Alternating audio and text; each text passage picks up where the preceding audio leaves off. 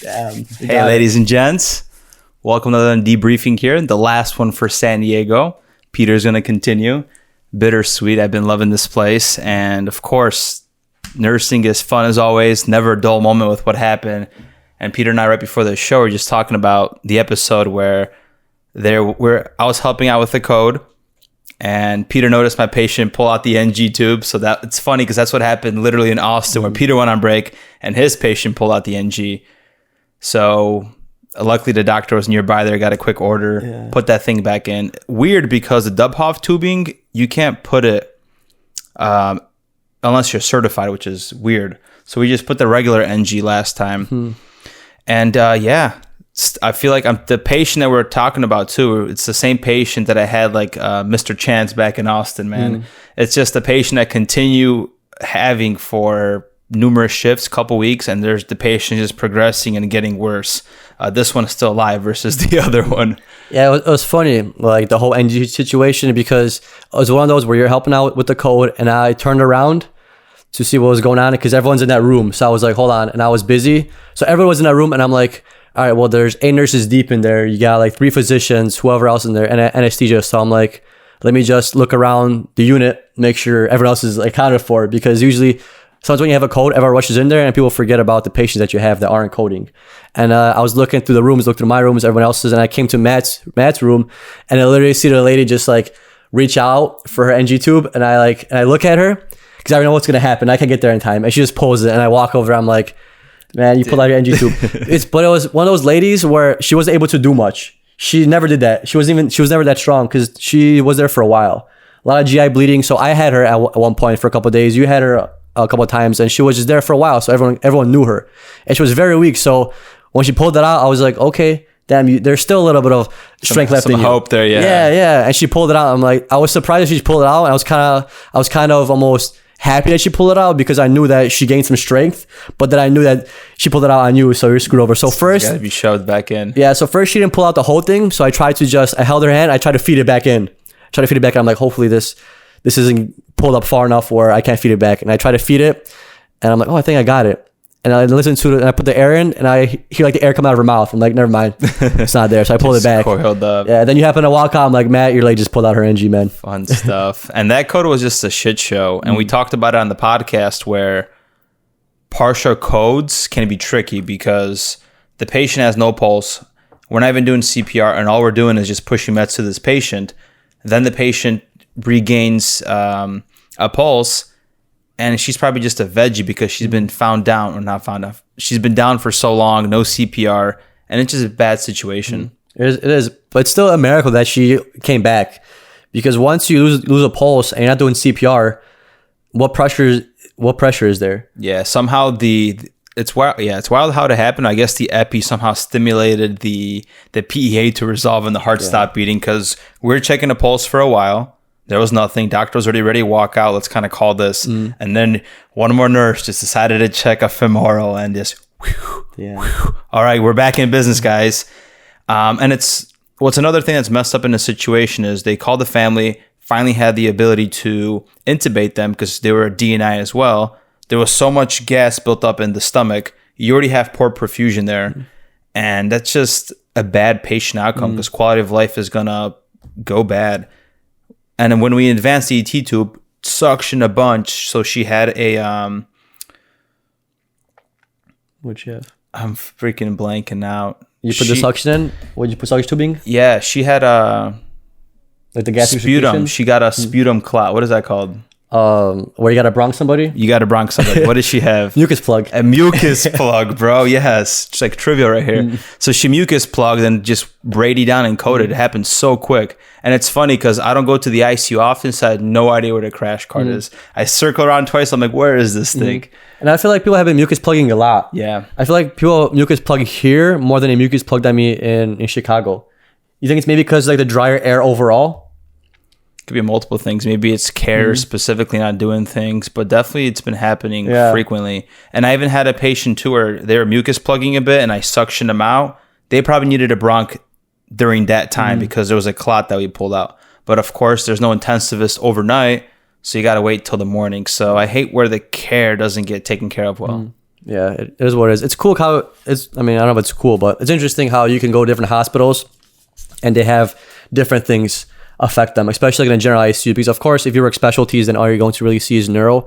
But if you go to these general ICUs, like we currently are here, and when we were in Austin, you kind of see what the patient population really suffers from. So it's real cool. You get a lot of insight of communities and things like that. Any interesting patients for you? Yeah, I had this one lady. So I floated to DOU, and it was nice because last 3 shifts here, I was in ICU twice. One time I was in a DOU, but I had this lady that's going for an ablation. So she had a CH exacerbation that triggered her to go to AFib RVR. We started her on diltiazem drip, made her stable, started her on a heparin drip, and she needed an ablation.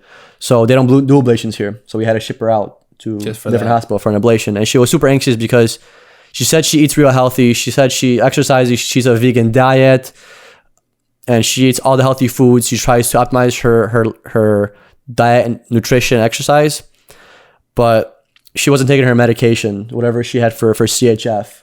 So this kind of just shows you how medicine and, you could say, naturopathic things work together. Sometimes you just have this disease that you can't really fix or control that medication, because if you have CHF heart failure in certain stages, you can't really reverse it after a certain stage. You could optimize it where you're not taking as much medication because you're exercising, diet, all that kind of stuff, but you still need some kind of medication because you're already at a negative compared to everybody else that's at 0.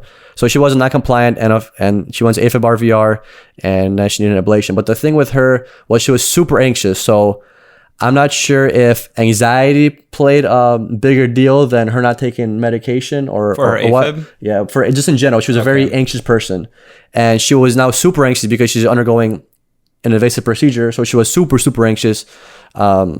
On top of just being anxious, just in general as a person about anything. She was very almost OCD, like she liked everything a certain way, and she would be the ones that tells you how to do things when you enter the room. One of those patients. Yeah. And this was something that she couldn't control. She needed to do this. Surgery was out of her control, so she was dependent on relying on somebody else, so the surgeon or the physician or whoever's doing the procedure. And she was super anxious, and the whole night I was just talking her down, helping her relax, and then she felt better. She left when it turned morning. But it was just a cool experience to see how anxious people get about these procedures, like an ablation that's so common, that you see so often, that has a really high success rate. And she was just like super anxious about it. It's great that also the pandemic is over, because we see this wide variety of patients. If we talked about this or did these debriefings last year, it would be the same thing. All right, ECMO day number 15, ECMO day number 21, and it's just a continuation of the same patient, stable CRT, just chugging along, trying to get better. Yeah. And here that we just have this wide variety of random things that are happening. Right. So it's real cool because things are basically done the same way throughout hospitals, but the way you're communicating with these patients is a little bit different. Because setting up an A-line or putting an A-line in is the same thing in every hospital, or again, a CVP. But the way you explain to your patient what you're doing and why you're doing it, it's a little bit different. So that could be sometimes tricky for new nurses, is how to talk to these patients. Yeah. Because the procedure you can learn and the procedure stays the same, but every patient interaction is a little bit different. So that's why it's kind of tough when you have these patients with anxiety, with depression, or any kind of psych issues, because you have to learn how to talk to them, especially if you weren't raised in an environment where you deal with people like this kind of patient population. It's definitely a hard thing. Like for me, the hardest thing in nursing is when I have like a special needs patient. I just haven't had experience with them. And when I do have one, I'm always a little nervous because I'm not sure if what I'm telling them makes sense, or if they agree with me, or if they're upset, because sometimes they might express anger and frustration, but it doesn't mean like me, that just might be their normal, and you don't realize that is their normal. So you get offended, or you think they're making upset, and then you're trying to figure out while you're trying to also figure out why they're in a hospital, and you get frustrated sometimes, and then they get frustrated, and it was always a barrier for me, and still is. Yeah. I also had another crazy patient. First time in the ICU, I had a critical patient. This lady that came in for hypovolemia, acute kidney injury. She was found down, rhabdo. CK was 20. They thought at one point she might have had an MI, put her on her heparin drip, went to CT. She had a hematoma in her thigh. She had a hematoma in her abdominal wall. They stopped that. They had to do dialysis. The second treatment, she went unresponsive, intubated her. Yeah. And I got her on shift for just 4 hours because I was floating. So within those 4 hours, I maxed out. I went from 1 pressor to 4 pressors, almost maxed out on everything. Hemoglobin dropped. Her pH dropped, needed a bicarb drip. I had those hypoglycemic issues with her. I checked her sugar was 34, gave her an amp, went up, checked again before I left, and it was 18. And it's like, what is happening with this patient? And it's crazy because staffing calls and you have to go and float upstairs. So the supervisor or the manager of the house soup came down, and they're looking for me because the floor nurse is waiting for me. And there's just this shit show train wreck happening. We're trying to stabilize this patient. They're not being understanding. So I couldn't even go towards the end. I couldn't go verify my meds or anything. They're just like, just go finish charting and leave. Yeah. So it's wild because you're just handing somebody this train wreck and be on your way. Went back to oncology and had some 5 patients. So that was a busy shift. That was the day before the last shift. Right. It was busy, and plus now you're throwing the hospital politics on top of it, where you basically were rushed into a different unit because per union or per law you have to go there. And it's like micromanaging. I gotta worry about saving this person's life, also charting on time because at 11 o'clock I have to go somewhere, and then the manager is on my ass about something. And then you're probably thinking back like, hey, did I do everything? Did I forget to mention something because I was rushed? And that's always the back of your mind, because sometimes you get floated and at 4 o'clock you're like, oh crap, I forgot to mention this at 10.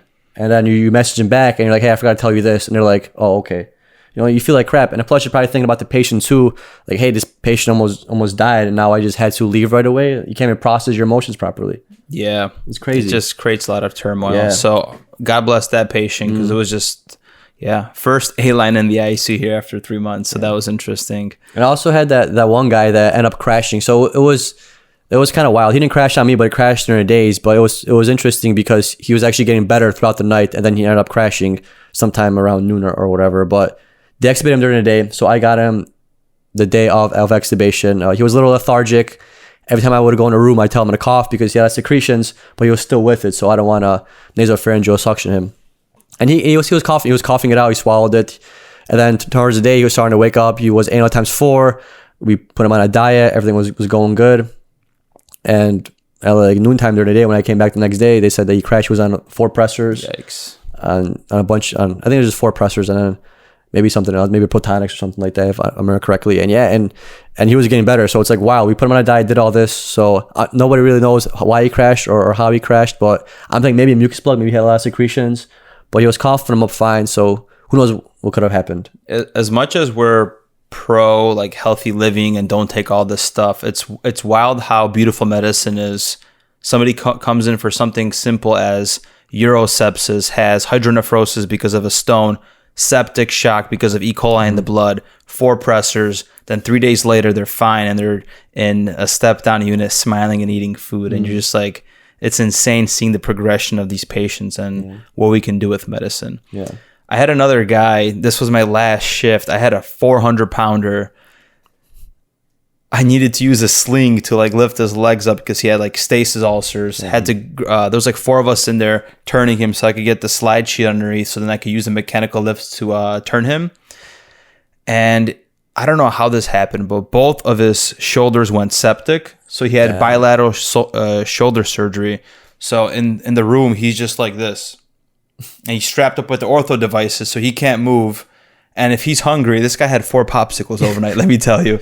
So what do I got to do? Put a towel, I have to feed the popsicle, and it was that kind of shift. And it's like one night you go from saving patients' lives to feeding somebody some popsicles. Like nursing never fails to disappoint. And it's almost predictable like that. You go from one night where it's a giant, horse show or whatever the word is, and then you go the next day where you're have somebody with broken arms, you got to feed them popsicles. Hospitality service, baby. That's why it's almost predictable. Sometimes nurses try to, predict or try to send some like energy to the world to have a good shift or so on and so forth. But I think it never works because you just don't know what to expect. There's so many random chances that could happen in a hospital where just walk in expecting anything. Every room has a story, a character. Maybe it's a grandma screaming. Other guy is bilateral shoulder repairs. Fun profession. That's about it, right? Yeah, we're gonna wrap this one up, guys. Thank you for tuning in and listening, and this one is the first live one, so thank you for tuning in on the live. See you on the next one. So